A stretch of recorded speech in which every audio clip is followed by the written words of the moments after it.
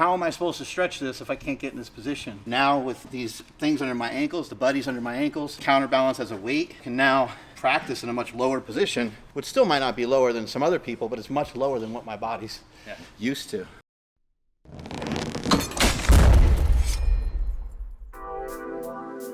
And this is not dangerous in any way for me with this weight. This weight is not heavy, and I can hang out down here and I can get used to these positions. So that's allowing you to get that range of motion that once we get into that full bend, we can now prioritize the VMO. We can build the tendons and ligaments. Steffi Cohen does them like this. Right. So it's not even saying that this is like some magic trick. Right. I got this concept off doorstops, like doorstops at my house and using them. The whole idea is that when we're chilling, like even as kids, we're turning those toes out.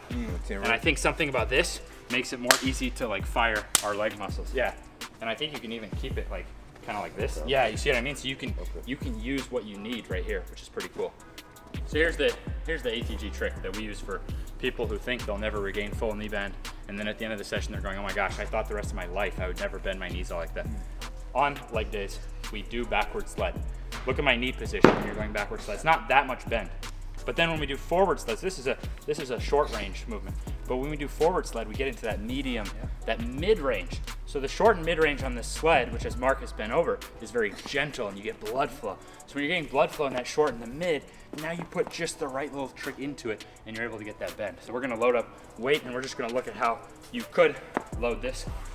But the foundation for us is just the idea that it is human to be in this position.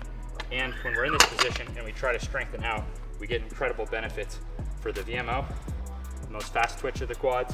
It's proven to reduce knee pain, as well as for the knee tendons and the ligaments themselves. But we're just doing it for the training benefit. If we bounce out of the bottom and then we catch here, that doesn't mean it's a bad exercise, but we're trying to intentionally like pause and actually be strong out of there. So for me as a basketball player, all right, compared to Nsima, I'm never gonna beat his squat, okay? But compared to basketball players, I go into games feeling great on the court, knowing I'm stronger than everyone on the court below 90 degrees. All that stronger. So by the end of the game, Derek sees I'm out there dunking, I'm feeling great. My body doesn't wear down the same because I actually have thicker tendons, thicker ligaments, stronger VMOs proportionally. So that's my thing is, whatever your sport, so Nsima's in jiu-jitsu, I would say they probably are stronger in this position than most basketball players who I didn't used to even be able to get into that position. So he still has the same intention. It's not the load on the bar. It's just the intention that he's knowing internally, I'm gonna be stronger through here than anyone that I'm fighting against. So we'll see him do a set. So that's the trick. Backward sled to forward sled drive to elevating the heels and using counterbalance as needed. So he doesn't have counterbalance now. So now he has to have the mobility. Not everyone's gonna have the mobility to do full depth. Look at this, full depth. Look at that. Wow. Insane form. Full range of motion. That's outstanding.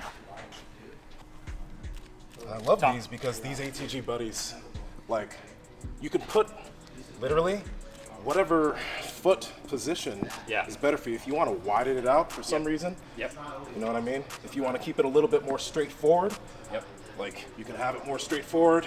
Whatever's comfortable. Most people are going to have a slight, you know, they're going to be a little bit more comfortable here, but you can still twist the floor and create that arch, and it's amazing form. It's perfect. It's the perfect thing for this. Yeah. But anyways, this video was really calm. And that's the recap, is that the backward sled is a short range of motion that helps build you to being able to do the forward sled with more of a mid range of motion. So as you get stronger in the forward sled, you'll angle down. Let's just go to look at that for a second.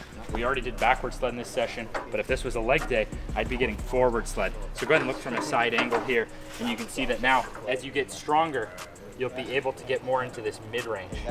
So this position now is prepping us to now get into those squats by using counterbalance, by using a natural angle, and by elevating the heels. And then you might find, as we've helped a lot of people, that you actually can restore full range of motion and get those benefits.